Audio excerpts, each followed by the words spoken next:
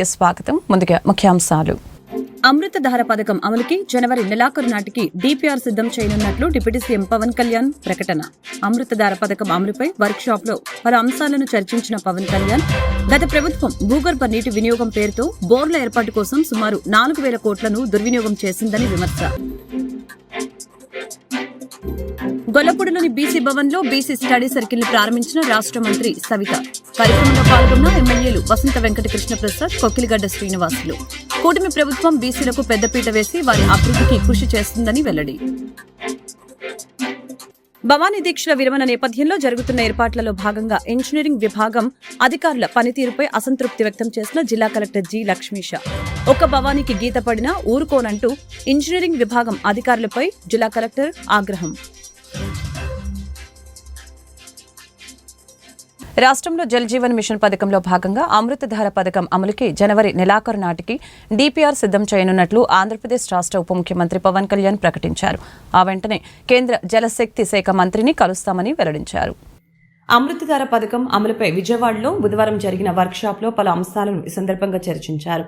అనంతరం ఆయన మాట్లాడుతూ జలజీవన్ మిషన్ అనేది ప్రధాని మోదీ కల అని, ప్రతి ఇంటికి నిత్యం 20 లీటర్ల తాగునీరు ఇవ్వాలనేదే ముఖ్య ఉద్దేశమని తెలిపారు. ఈ పథకంలో భాగంగా ఉపరితల జలాల వినియోగమే మేలని చెప్పారు. ఈ విషయంలో ప్రజలకు తాగునీటి వినియోగంపై శిక్షణ ఇవ్వాలనేదే ఉద్దేశమని, దీనిలో ఐటీ వినియోగం కూడా భాగమేనని తెలిపారు. దొరికినప్పుడే నీటి విలువ తెలుస్తుందని, భీష్మ ఏకాదశి రోజు నీరు తాగకుండా ఉంటే ఎలా ఉంటుందో నీరు దొరక్కపోతే ఎలా ఉంటుందని డిప్యూటీ సీఎం పవన్ కళ్యాణ్ చెప్పారు. రిజర్వాయర్ల నుంచి నీరివ్వాలని కేంద్రం కోరితే కేంద్రం నిబంధనలకు విరుద్ధంగా గత ప్రభుత్వం వ్యవహరించిందని తెలిపారు. రాష్ట్రంలో 38 రిజర్వాయర్లున్నాయని, ఆ ఉపరితలాల నీటి సరఫరాతో ప్రజల గొంతు తడపాలని తెలిపారు. కానీ గత ప్రభుత్వం భూగర్భ నీటి వినియోగం పేరుతో బోర్ల ఏర్పాటు కోసం సుమారు 4,000 కోట్లను దుర్వినియోగం చేసిందని విమర్శించారు. దీనివలన నిధులు ఖర్చు పెట్టినా ఫలితం దక్కలేదని అన్నారు. అవసరమైన చోట సాంకేతికతను వినియోగించుకోవాల్సి ఉంటుందని తేల్చి చెప్పారు. ఆనాడు కనీసం ఫిల్టర్ బెడ్లను చాలా చోట్ల మార్చలేదని తెలియజేశారు. మనం ఈ పండుగలప్పుడు ప్రత్యేక పర్వదినాలప్పుడు చేసేవి కానీ అప్పుడు కానీ మన నీటి విలువ తెలియదు. నీటి దొరకనప్పుడే మన నీటి విలువ తెలుస్తుంది. నాకు ప్రత్యేకించి నేను పిఆర్ మినిస్ట్రీ తీసుకున్న తర్వాత వాటర్ కన్జర్వేషన్ ఒకటి, నీటిని సరఫరా చేయటం ఒకటి, ఇవన్నీ నాకు చాలా ప్రత్యేకమైనవి, ఇష్టం నాకు. అంటే చాలా సందర్భాల్లో నేను చెప్పింది ఏంటంటే, అంటే నా అనుభవాలు పంచుకున్నది. ఒకసారి యూఎస్లో కూడా హార్వర్డ్ యూనివర్సిటీకి వెళ్ళినప్పుడు కూడా అక్కడ స్పీచ్ ఇస్తూ ఉంటే ఒక కీనోట్ అడ్రస్లో అక్కడ నేను చెప్పింది, ఒక ఆదిలాబాద్లో ఒక తాండాలో జరిగిన సంఘటన ఒకటి చెప్పాను. చాలాసార్లు పొలిటికల్గా మేము వెళ్తున్నప్పుడు చాలా ఆకాశంత ప్రామిసులు చేస్తూ ఉంటాం, ఆకాశాన్ని తీసుకొచ్చి పందిరేస్తూ ఉంటాం, ఇవన్నీ చేస్తూ ఉంటాం. కానీ ఇలాంటి సందర్భంలో 2008లో ఆదిలాబాద్లోని ఒక తాండాలో పాపం 3-4 తాండాలకు కలిపి ఒకటే బోర్ పాయింట్, అది అందరూ వచ్చి అక్కడి నుంచి పట్టుకునేవాళ్ళు. ఒక కళ్ళు లేని కనుగుడ్లు కూడా లేవు. పెద్ద ఆవిడ వచ్చి అడిగింది, నా దగ్గరికి వచ్చి అంటే మరాఠీ యాక్సెంట్లో ఉన్న తెలుగులో ఆవిడ అడిగింది నన్ను నీళ్ళు ఇప్పించమని. ఇంకేం అడగల. అంటే నీరు ఎంత కీలకమైందంటే, మనం ఒక భీష్మేకాదశి రోజున 24 గంటలు నీళ్లు తాకపోతే ఎంత దారుణంగా ఉంటుందో నిజంగా కష్టం పాటించే వాళ్ళకి తెలుసు, వ్రతాలు పాటించే వాళ్ళకి, కానీ దొరకని వాళ్ళకి. సో ఇది అనేక మంది, చాలామంది నలిగి బాధలను అర్థం చేసుకుని దానికి ఒక పరిష్కార మార్గం, చాలామంది శ్రమ ఎప్పటికప్పుడు చేసుకుంటూ వచ్చారు. నేను రివ్యూ చేసిన తర్వాత పంచాయతీరాజ్ శాఖ రివ్యూస్లో జేజేఎంది చాలా కీలకంగా అనిపించింది. చాలా ఉన్నతమైన ఆశయంతో మొదలుపెట్టింది, ఎందుకు మనం దీన్ని ముందుకు తీసుకెళ్ళలేకపోయాం అనేది చాలా లోతుగా ఒకసారి అధ్యయనం చేస్తే. అచ్చంపేటలో పెద్దాపురం ఎమ్మెల్యే చిన్న రాజప్ప నివాసంలో ఇన్ఛార్జి మంత్రి నారాయణ అధ్యక్షతన కూటమి నేతల సమన్వయ సమావేశం జరిగింది. కార్యక్రమానికి హాజరైన జిల్లాలోని ఎమ్మెల్యేలు, నియోజకవర్గ ఇన్ఛార్జీలు, పలువురు ముఖ్య నేతలు, సాగునీటి సంఘాలు, కోఆపరేటివ్ సొసైటీలకు చైర్మన్లు, మెంబర్ల ఎంపికపై చర్చ జరిగింది. జిల్లాలో పార్టీ పరిస్థితులు, నేతల మధ్య సంయమనంపై చర్చ, ప్రజా సమస్యల పరిష్కారానిపై నేతలకు దిశానిర్దేశం చేసిన మంత్రి నారాయణ కూటమి పార్టీల నేతలంతా కూడా కలిసికట్టుగా ముందుకు సాగాలని మంత్రి నారాయణ సూచించారు.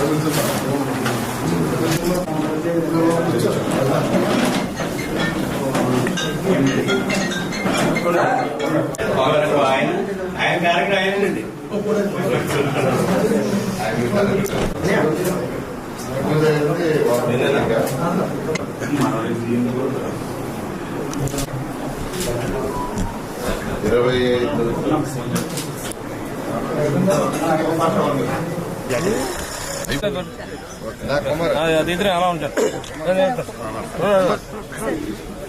వాళ్ళిద్దరు కట్ట తీసారు.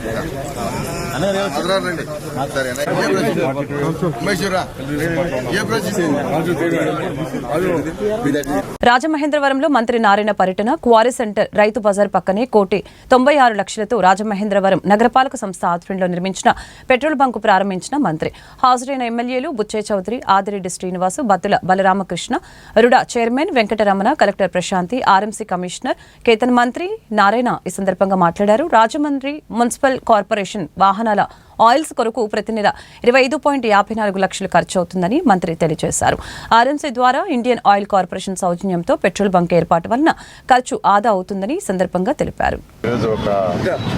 పెట్రోల్ బంక్ను యాక్చువల్గా ఈరోజు ఇనాగరేషన్ చేయడం జరిగింది. నేను మున్సిపల్ కమిషనర్ గారిని, ఇక్కడ ప్రజాప్రతినిధిని ప్రత్యేకంగా అభినందిస్తున్నాను. ఎందుకంటే ఈరోజు రాష్ట్రం గత ప్రభుత్వం చేసిన అవకతవకలకి ఈరోజు ఖజానా పూర్తిగా ఖాళీ. ఏ పని చేయాలన్నా అనేక ఇబ్బందులు పడుతున్నాం. అయితే మా ముఖ్యమంత్రి గారు కొన్ని అపారంతో ఈరోజు ఇన్కమ్ని ఏ విధంగా జనరేట్ చేయాలి, ప్రజల మీద భారం మోయకుండా గత ప్రభుత్వం చేసినట్టు ఇష్టం వచ్చినట్టు ట్యాక్సులు పెంచకుండా, ఎందుకంటే 2014-19 దాకా నేనే మున్సిపల్ శాఖ మంత్రిని. ఒక్క పైసా అంటే ఒక్క పైసా పెద్దలా కట్టిన ఇంటి పన్ను కావచ్చు, వాటర్ ట్యాక్స్ కావచ్చు, టౌన్ ప్లాన్ కావచ్చు, మొత్తం సిఎఫ్ఎం ఇసుకోవటం, అది మున్సిపాలిటీస్ ఇవ్వకుండా ఇష్టం వచ్చినట్టు వాడేశారు. అయితే ఈ ప్రభుత్వ రంగానే ఒక ఇన్స్టాల్మెంటు ఏదైతే 15th ఫైనాన్స్ ఇవ్వటం జరిగింది, ఇంకొక ఇన్స్టాల్మెంట్ కూడా ఇవ్వబోతున్నారు. ఈ నేపథ్యంలో ఇక్కడ ఈ యొక్క రాజమహేంద్రవర్గంలో రాజమహేంద్ర మున్సిపల్ కార్పొరేషన్లో అటు ప్రజాప్రతినిధులు ఎమ్మెల్యే గారు మరియు మున్సిపల్ కమిషనర్ గారు అందరూ కలిసి వాళ్ళ ఒక సైట్ని యాక్చువల్గా ఈ ఇండియన్ పెట్రోలియం కార్పొరేషన్ వాళ్ళతో టైఅప్ చేసుకొని సైటు వాళ్ళు ఇచ్చారు. ఎస్టాబ్లిష్మెంట్ మొత్తం యాక్చువల్గా 1,95,85,000 1,95,85,000ని వాళ్ళు ఎస్టాబ్లిష్మెంట్ పెట్టారు ఇక్కడ. అంతేకాకుండా ₹1,00,00,000 మున్సిపల్ కార్పొరేషన్కి నాన్ రీఫండబుల్ డిపాజిట్ అంటే మున్సిపల్ కార్పొరేషన్కి ఇచ్చారు. అంతేకాకుండా స్టాక్ వాళ్ళే లోడ్ చేస్తారు, దాని మీద లీటర్కి అంత కమిషన్ ఇస్తారు. సుమారుగా నెలకి 3 లక్షలు పర్ డే సేల్స్ 3 లక్షలు సుమారుగా ఉంటుంది ఎస్టిమేట్ చేస్తున్నారు. ట్రైల్ లైన్లో చేశారు, ట్రైల్ లైన్లో ఒక 60,000 వచ్చింది. దీని మీద యాక్చువల్గా రాబోయే రోజుల్లో మున్సిపల్ కార్పొరేషన్కి ఈ ఇచ్చిన 1 crore డిపాజిట్ కాకుండా నాన్ రీఫండబుల్ రెగ్యులర్ ఇన్కమ్ వస్తుంది. అంతేకాకుండా ఈరోజు మున్సిపల్ కార్పొరేషన్ వాళ్ళు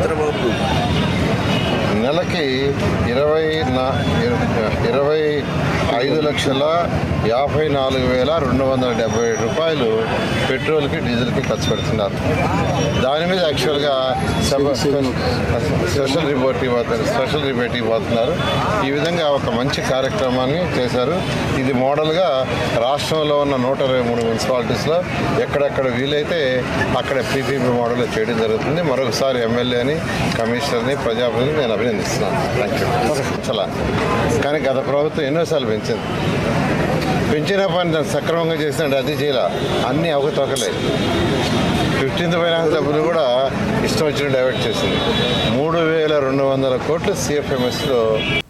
విద్యార్థుల్లో ప్రతిభ పాఠవాలని పెంపొందించాలని సీఎం చంద్రబాబు నాయుడు కృషి చేస్తున్నారని, అందులో భాగంగా బీసీ స్టడీ సర్కిల్ని ప్రారంభించడం శుభపరిణామమని బీసీ సంక్షేమ శాఖ మంత్రి ఎస్ సవిత పేర్కొన్నారు. కూటమి ప్రభుత్వం బీసీలకు పెద్దపీట వేసి వారి అభివృద్ధికి కృషి చేస్తుందని వెల్లడించారు.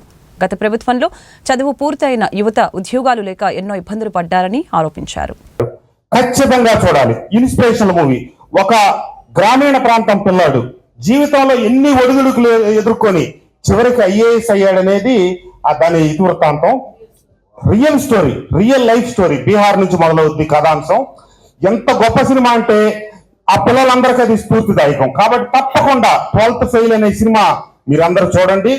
ఎందుకంటే మీ తాతలు, మీ ముత్తాతలు, మీ తండ్రులు కుల వృత్తులో లేకపోతే చిన్న చిన్న వ్యవసాయ కూలీ పనులు ఇతరత్రా చేసుకొని స్వాతంత్రం వచ్చిన 75 సంవత్సరాల తర్వాత ఇప్పటికైనా మా కుటుంబాలు వెలుగులోకి రావాలి, ఉన్నతిగా అభివృద్ధి చెందాలని చెప్పి ఆకాంక్షించి వాళ్ళ రెక్కల కష్టంతో మిమ్మల్ని ఈ దిశగా తీసుకొచ్చి ఈ రోజున మిమ్మల్ని మా బిడ్డలు కలెక్టర్ కావాలి, మా బిడ్డలు ఎస్పీలు కావాలి, లేకపోతే మా బిడ్డలు IRS ఆఫీసర్లు కావాలని చెప్పి వాళ్ళ కళలు సాకారం చేయాలంటే మనకి ఈ రోజు ఖచ్చితంగా నువ్వు సక్సెస్ అవుతావు, నువ్వు ఖచ్చితంగా ఎమ్మెల్యే అవుతావు.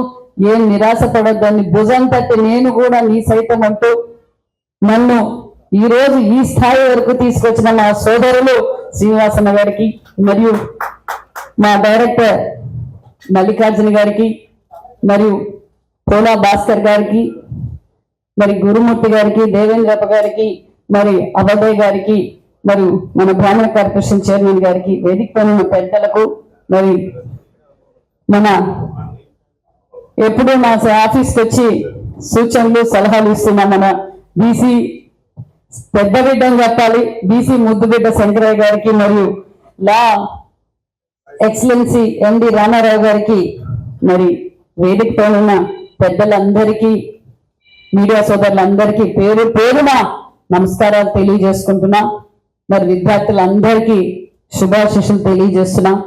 మరి వీళ్ళు మాట్లాడినంత స్పీకర్ అయితే నేను కాదు, first time MLA, first time మంత్రి.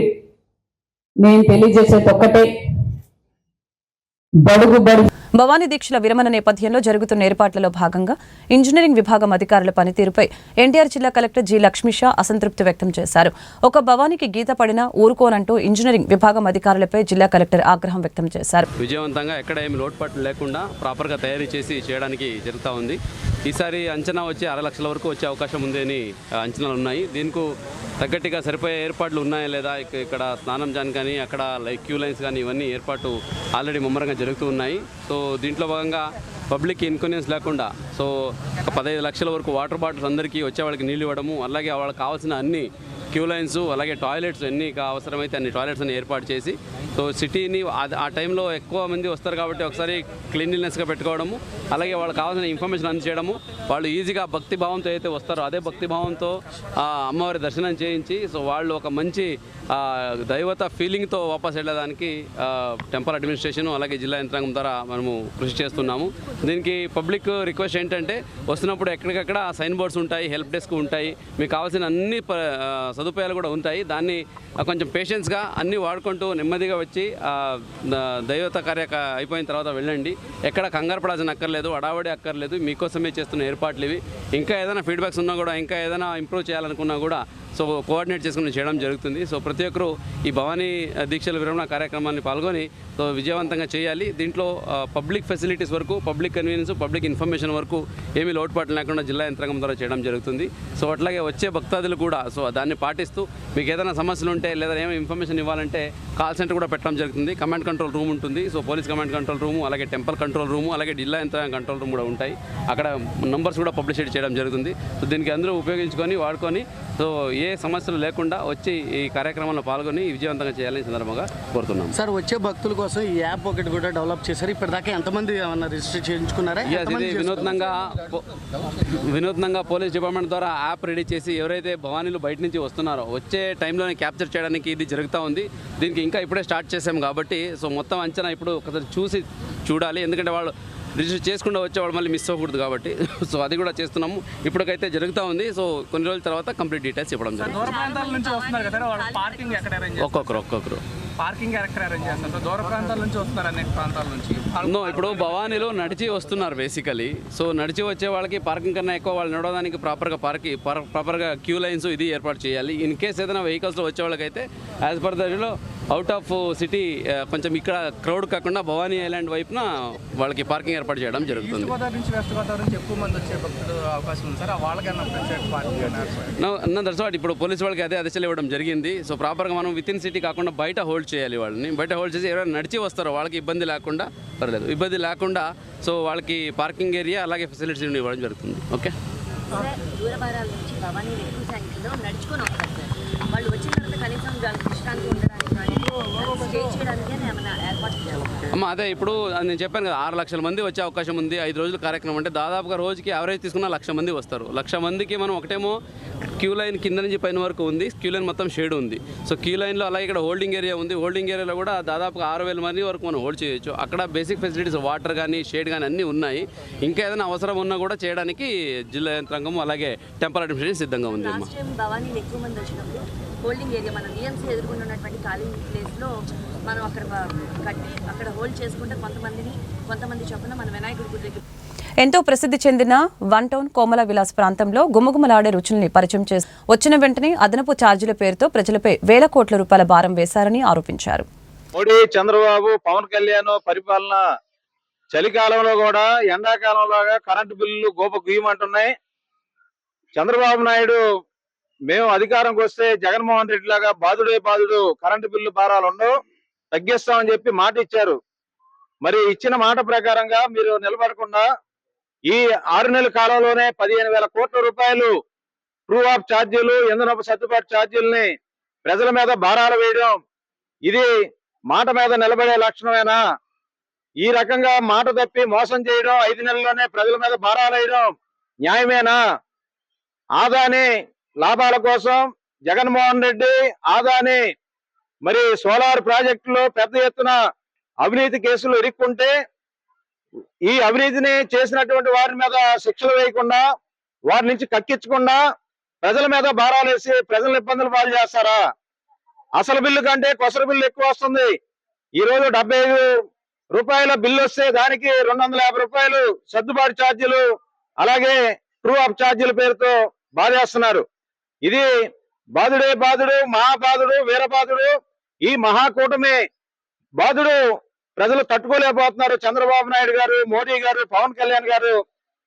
జగన్మోహన్ రెడ్డి 5 సంవత్సరాల కాలంలో 25,000 కోట్ల రూపాయల భారాలు వేస్తే వీళ్ళు 5 నెలల్లోనే మరి 15,000 కోట్ల రూపాయల భారాలు వేశారు. అంటే మీరు ప్రజలకి ఇచ్చిన మాటని కట్టుబడి ఉండేదానికి సిద్ధంగా లేరా? మోసం చేస్తారా? ఆదాని లాభాల కోసం ఆంధ్ర రాష్ట్ర ప్రజల్ని నిలువున ముంచేస్తారా? ఈ కరెంటు షాకులతోనే చంద్రబాబు నాయుడు గతంలో నీ పీఠాలు ఊడిపోయి, నీ పీఠాలు కదిలిపోయి 10 ఏళ్ల పాటు అధికారంగా దూరంగా అయినటువంటి విషయాన్ని మర్చిపోవద్దు. అదే పరిస్థితి జగన్మోహన్ రెడ్డి కూడా ప్రజలు ఇచ్చారు, గట్టి షాక్ ఇచ్చారు. నీకు కూడా అదే పరిస్థితి తప్పదు. కాబట్టి ఎప్పటికైనా ఈ ట్రూ ఆఫ్ ఛార్జీలను వెంటనే రద్దు చేయాలి. 2019 నుంచి 24 కూటమి ప్రభుత్వంలో నూతన బోర్డుతో చారిత్రాత్మక నిర్ణయాలు తీసుకుపోతున్నామని రాష్ట్ర వక్ఫ్ బోర్డు చైర్మన్ షేక్ అబ్దుల్ అజీజ్ తెలిపారు. దేవుడి ఆస్తులను కాపాడే బాధ్యత ఇస్తున్నాను, జాగ్రత్తగా కాపాడు అని సీఎం చంద్రబాబు నాయుడు తనతో చెప్పారని స్పష్టం చేశారు. వక్ఫ్ ఆస్తుల్ని కాపాడటమే కాదు, ఆదాయం సృష్టించి సమాజానికి ఉపయోగపడేలా నిర్ణయాలు తీసుకుంటామని చెప్పారు. లేదా ఒక సంస్థని అవినీతి అని చెప్పను, వ్యక్తులు అవినీతి ఉండొచ్చు. ప్రతి దగ్గర బ్లాక్ షీప్స్ ఆర్ దేర్. రాజకీయ నాయకులు దుర్మార్గులు ఉన్నారు, ఓకే, ఆఫీసర్స్ దుర్మార్గులు ఉన్నారు, మంచి రాజకీయ నాయకులు ఉన్నారు, తమ ఆస్తులు అన్ని పోగొట్టుకొని ప్రజల కోసం చేసే రాజకీయ నాయకులు ఉన్నారు, సమయం ఇచ్చే రాజకీయ నాయకులు ఉన్నారు, ఆఫీసర్స్ పని చేసే వాళ్ళు ఉన్నారు, మీడియా చాలా మంది మంచి వాళ్ళు ఉన్నారు, చాలా మంది బ్లాక్ మెయిలర్స్ ఉన్నారు. We can't paste everyone with the same paint, with the same brush. వక్ఫ్ బోర్డులో ఈ అన్ని జరిగాయి కాబట్టి తప్పకుండా there are so many loopholes. Man power తప్పితం వల్ల, మ్యాన్ పవర్ లేకపోతే సిస్టమ్ లేదా, దీన్ని అన్ని ప్రక్షాళన తప్పకుండా చేస్తాం. మీలాగా అడిగేవాళ్ళు, మీలాగా ఏమన్నా అడిగినప్పుడు కొద్దిగా డేటాతో పాటు ఇస్తే 100% ప్రక్షాళన చేస్తాం. ఆ పార్టీ ఈ పార్టీ అని లేదు. ఇది దేవుని ఆస్తి, ఇది దేవుని వస్తువు, దేవునికి సర్వీస్ ఇది. కాబట్టి అన్లైక్ అదేదో కాంట్రాక్ట్ ఇచ్చాము, రోడ్ వేసుకోండి, కాలువ తవ్వుకోండి అనేది కాదు. ఇది శాంక్టిటీ ఉంది, ఇది దేవుడిది. ఇది కాబట్టి ఏ పార్టీ వాళ్ళు ఉన్నా దీంట్లో ఉపేక్షించేది లేదు. ఇదే చంద్రబాబు నాయుడు గారు అని చెప్పి పంపించారు నాకు. వాలంటీర్లను నమ్మించి కూటమి ప్రభుత్వం గొంతుకోసిందని సిపిఐ రాష్ట్ర కార్యదర్శి రామకృష్ణ ఆరోపించారు. కూటమి ప్రభుత్వం ఎన్నికల్లో ఇచ్చిన వాగ్దానాలను నిలబెట్టుకోవాలని, వాలంటీర్లను విధుల్లోకి తీసుకోవాలని ప్రభుత్వాన్ని డిమాండ్ చేశారు. ముఖ్యమంత్రి చంద్రబాబు నాయుడు గారిని మేము ఒకే ఒక విషయాన్ని కోరుతా ఉన్నా, ఆయన ఎన్నికలకు ముందు ఏదైతే చెప్పిన దాన్ని అమలు చేయమని మాత్రమే కోరుతాం. ఆ రకంగా కాకుండా వాళ్ళకి ఫైల్స్ లేవు, వాళ్ళ రికార్డు లేదు, వాళ్ళని ఎప్పుడో తొలగించారు అనే పేరుతో మీరు ఈ రకంగా వారికి అన్యాయం చేయడం మాత్రం సరైనది కాదు. పిచ్చొకపోయిన బ్రహ్మాస్త్రం అంటారే అదే. వాళ్ళ పాపం నెలకు 5,000 రూపాయలతో పనిచేసేవాళ్ళు, అది పెద్ద ఉద్యోగము కాదు. ఫోన్లే దానికి ఏమైనా ఇతరత్ర రిక్రూట్మెంట్ కానీ ఇంకోటి కానీ పెద్దగా జరగాలా, లేదంటే వాళ్ళకి ఏం టీఏలు డిఏలు కూడా ఇవ్వడంలే, లేదంటే ఇంక్రిమెంట్స్ ఇవ్వడం. వాళ్ళు పర్మనెంట్ ఉద్యోగులు కూడా కాదు. వాళ్ళు ఏదో కింది స్థాయిలో పనిచేస్తున్న వాళ్ళపైన మీరు కక్ష సాధింపు ధోరణితో ఈ రకంగా చేయడం మాత్రం తీవ్రంగా తప్పుపడతా ఉన్నాం. కాబట్టి నేను ఇవాళ మంత్రులు కానీ ఇతరులు కానీ కోరడం లేదు. సాక్షాత్తు ముఖ్యమంత్రి చంద్రబాబు నాయుడు గారు ఎన్నికల్లో చాలా స్పష్టంగా చెప్పారు. ఎన్నికల ముందు ఆయన ఇచ్చిన వాగ్దానాల్లో 5,000 రూపాయలతో పని చేయలేదు, కనీసం 10,000 రూపాయలు ఇవ్వాలని చెప్పారు. మేము ఇస్తామని కూడా చెప్పారు. ఇవాళ మీరు అధికారానికి వచ్చిన తర్వాత మంత్రివర్గ సమావేశం కూడా చర్చించి వారి గురించి మీరు అది ఒక నిర్ణయం తీసుకోకుండా ఉండడం మాత్రం సరైనది కాదు. గతంలో వైఎస్ఆర్ కాంగ్రెస్ పార్టీలో ఎమ్మెల్యేలుగా, మంత్రులుగా, ఎంపీలుగా పనిచేసిన వాళ్ళు మీకు పనికొస్తారు. అదే కింది స్థాయిలో ఏదో చిన్న జాబ్ చేసే వాళ్ళకి మాత్రం వాళ్ళలో మీకు జగన్మోహన్ రెడ్డి కనపడతాడంటే అది ఏ రకంగా కూడా సమంజసం కాదు. నేను సాక్షాత్తు ముఖ్యమంత్రి గారిని అడుగుతా ఉన్నా, మీరు ఒక సీనియర్ లీడర్గా ఉన్నారు, గతంలో సుదీర్ఘకాలం ఈ రాష్ట్రానికి ముఖ్యమంత్రిగా పనిచేశారు, అంతే సుదీర్ఘకాలం రాష్ట్రంలో ప్రతిపక్ష నాయకుడిగా కూడా పనిచేశారు. కాబట్టి ఇంత సీనియర్ రాజకీయ నాయకుడిగా ఉన్న మీరు ఒక చిన్న పాపము అల్పాదాయ వర్గాల వారు, నిజంగా వాళ్ళు ఉద్యోగాలు వస్తే వాళ్ళు ఆ పనిలో ఎందుకుంటారు? ఎవరు ఉండరు కూడా. మరి ఆ చిన్న ఉద్యోగస్తులపైన ఈ రకంగా కక్ష సాధింపు చేస్తే అది ఈ ప్రభుత్వానికి మరింత చెడ్డ పేరు వస్తుంది. ఏమాత్రం కూడా ప్రజలు హర్షించరు. కాబట్టి ప్రభుత్వాన్ని ప్రత్యేకించి ముఖ్యమంత్రి గారిని కోరుతా ఉన్నాం. ఇవాళ యాక్చువల్గా ఆయన కలవాలని అపాయింట్మెంట్ కూడా కోరాము. హైదరాబాద్లో ఉన్నందువల్ల ఇంకా రాలేదు. ముఖ్యమంత్రి గారిని కలిసి తప్పకుండా ఈ సమస్య పరిష్కారం అయ్యేంత వరకు కూడా వాలంటీర్లకు మేము అండగా ఉంటాం. వార్త ముగించే ముందు ముఖ్యాంశాలు మరొకసారి. అమృతధార పథకం అమలుకి జనవరి నెలాఖరు నాటికి డిపిఆర్ సిద్ధం చేయనున్నట్లు డిప్యూటీ సీఎం పవన్ కళ్యాణ్ ప్రకటన. అమృతధార పథకం అమలుపై వర్క్ షాప్ లో పలు అంశాలను చర్చించిన పవన్ కళ్యాణ్, గత ప్రభుత్వం భూగర్భ నీటి వినియోగం పేరుతో బోర్ల ఏర్పాటు కోసం సుమారు 4,000 కోట్లను దుర్వినియోగం చేసిందని విమర్శ. గొల్లపూడిలోని బీసీ భవన్ లో బీసీ స్టడీ సర్కిల్ ని ప్రారంభించిన రాష్ట్ర మంత్రి సవిత. కార్యక్రమంలో పాల్గొన్న ఎమ్మెల్యేలు వసంత వెంకట కృష్ణ ప్రసాద్, కొక్కిలిగడ్డ శ్రీనివాసులు. కూటమి ప్రభుత్వం బీసీలకు పెద్దపీట వేసి వారి అభివృద్ధికి కృషి చేస్తుందని వెల్లడి. భవానీ దీక్షల విరమణ నేపథ్యంలో జరుగుతున్న ఏర్పాట్లలో భాగంగా ఇంజనీరింగ్ విభాగం అధికారుల పనితీరుపై అసంతృప్తి వ్యక్తం చేసిన జిల్లా కలెక్టర్ జి లక్ష్మీష. ఒక్క భవానీకి గీత పడినా ఊరుకోనంటూ ఇంజనీరింగ్ విభాగం అధికారులపై జిల్లా కలెక్టర్ ఆగ్రహం.